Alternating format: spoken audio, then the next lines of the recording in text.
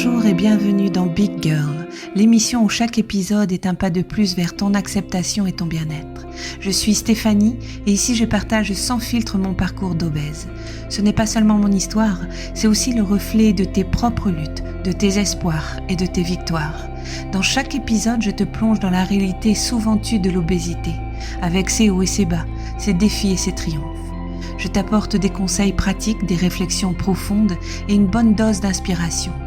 Que tu sois au début de ton chemin ou que tu cherches à comprendre celui d'un proche, Big Girl est ton compagnon dans ce voyage. Ensemble, explorons les voies de la transformation personnelle avec empathie, sincérité et un brin de douceur. Alors installe-toi confortablement et embarquons ensemble dans cette aventure vers un avenir plus serein et plus épanoui.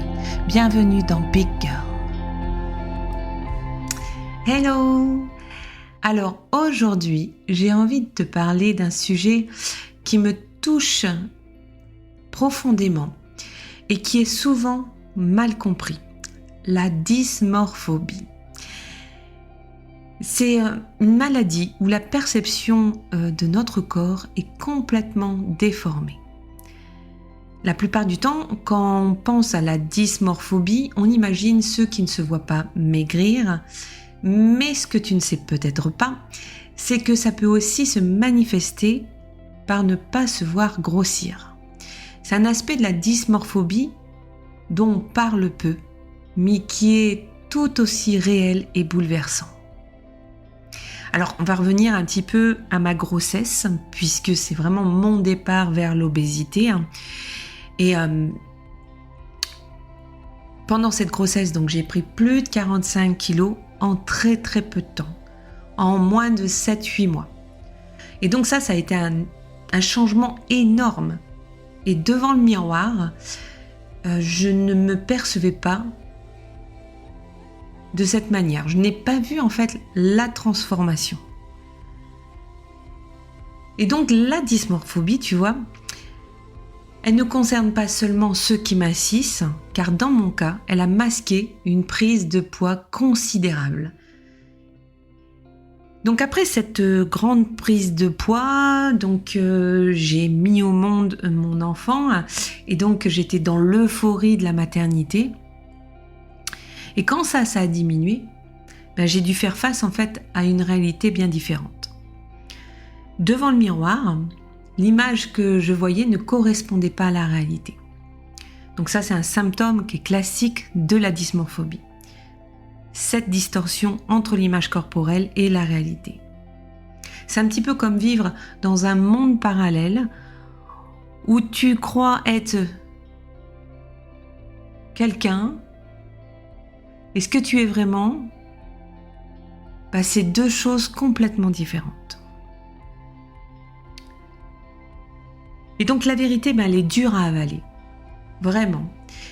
Imagine le moment où tu te vois sur une photo. Pas seul quand on est accompagné avec quelqu'un d'autre, parce que seul, parfois ça ne change rien. Enfin, en tout cas pour moi, c'est ce qui se passe.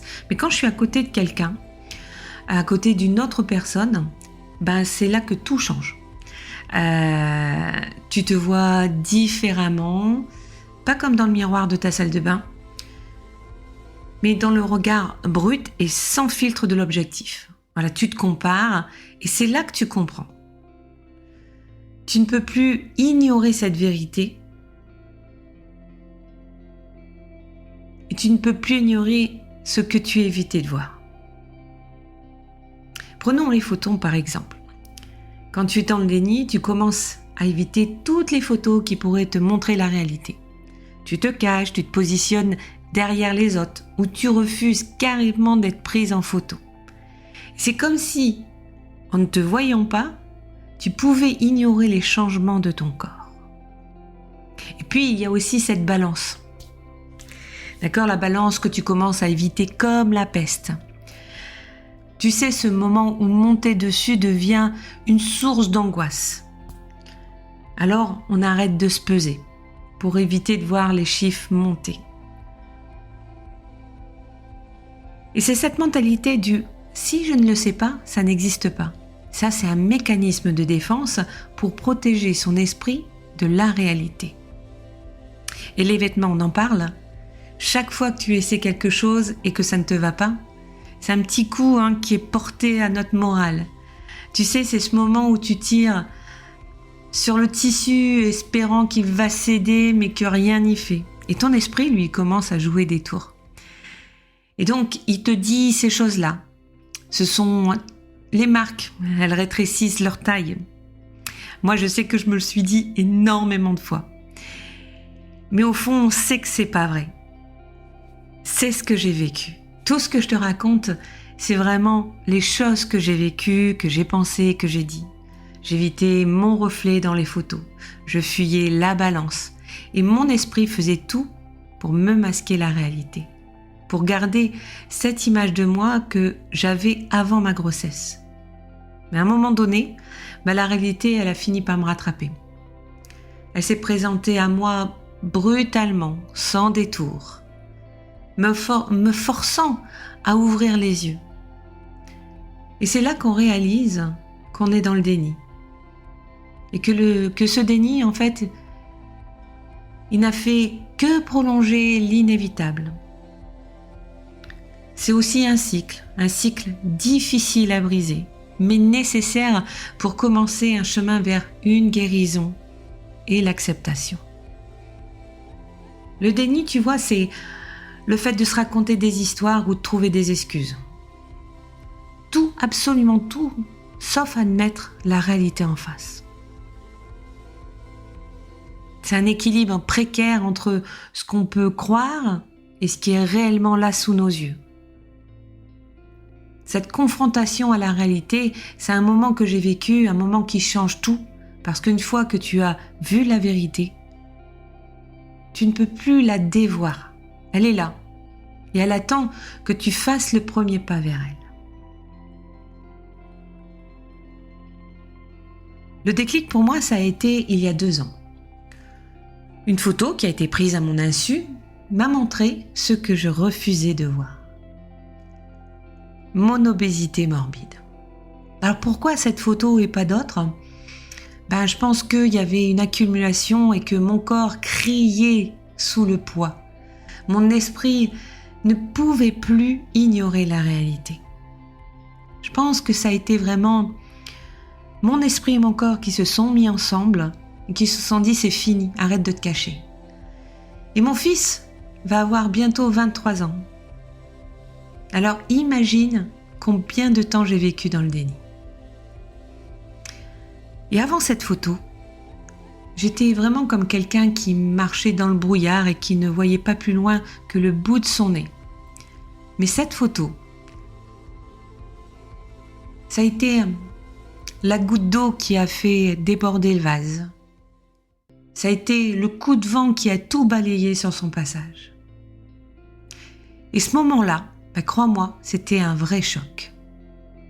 Tout à coup, j'ai vu toutes ces années où j'avais fait l'autruche, la tête dans le sable, refusant de voir la réalité de mon corps.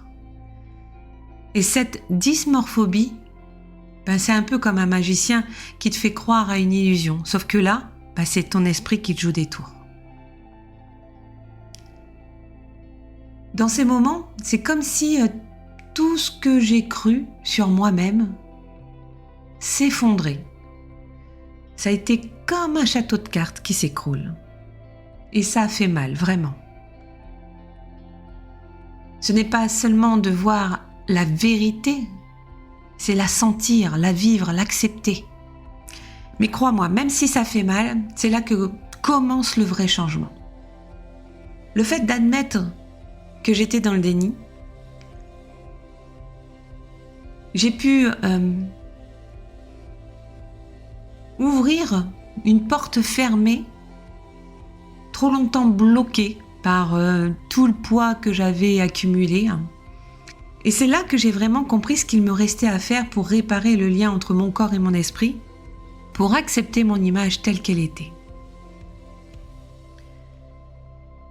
Et depuis que j'ai eu à faire face à cette réalité, j'ai entamé un sacré chantier.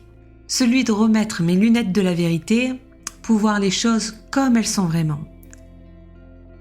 C'est un peu comme apprendre à marcher de nouveau, Sauf que là, c'est apprendre à se voir et à se reconnaître.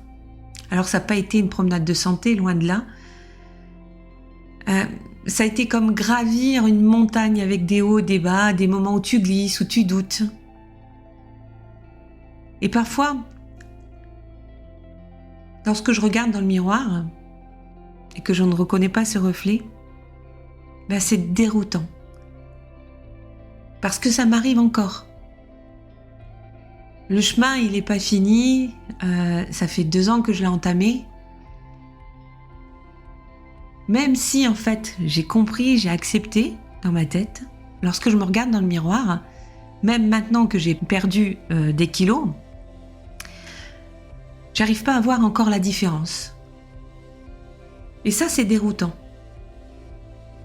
Surtout quand on change. Mais que le cerveau, il a encore un métro de retard et qu'il est un petit peu à la traîne. Et on se dit que il va falloir encore reconnecter et puis permettre vraiment cette reconnexion qui a été brisée depuis tant d'années. Alors si tu vis la même chose, si toi aussi tu te caches, tu évites de monter sur ta balance, que tu trouves toutes les excuses du monde, surtout la mode qui a rétréci toutes ses tailles pour pas que ça taille, dis-toi que j'ai vécu la même chose. Et donc si j'ai vécu la même chose, il y en a plein qui vivent la même chose. Et que je comprends en fait tout ce que tu peux vivre.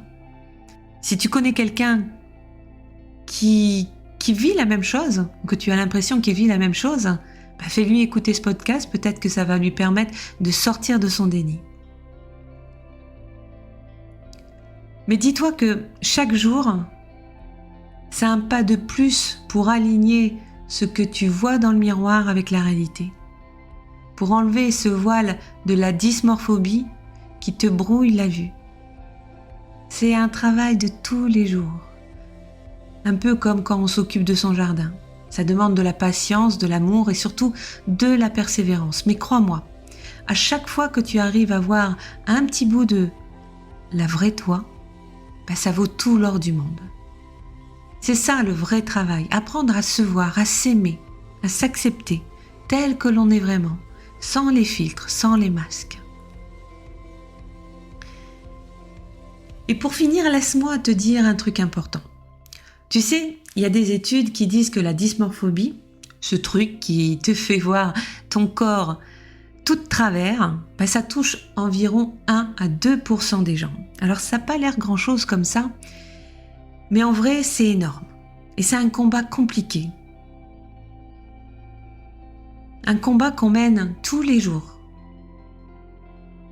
Et ce qui est intéressant, c'est que la majorité des personnes avec qui j'ai parlé de ça connaissaient le phénomène de ne pas se voir maigrir, de se voir toujours grosse même après avoir perdu du poids, mais peu connaissaient l'autre côté de la médaille, ne pas se voir grossir, se percevoir en léger surpoids alors qu'on est en réalité en situation d'obésité.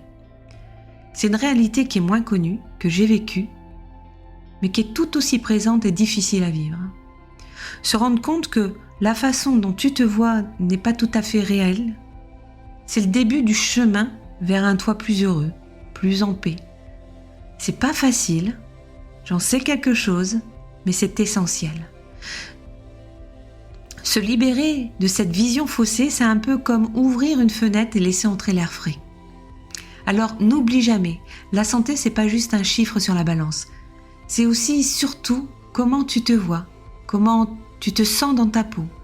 Alors prends soin de toi, de ton corps, mais aussi de ton esprit, parce que c'est tout ça ta santé. Merci d'avoir écouté Big Girl. Si mon histoire t'a touché, laisse-moi un j'aime, ou encore mieux, une évaluation de 5 étoiles. C'est rapide, mais ça change tout pour moi et pour notre communauté. Ça donne de la visibilité à notre cause et amplifie notre message. Faisons grandir ensemble cette aventure. Et je te dis alors à très bientôt pour de nouveaux partages.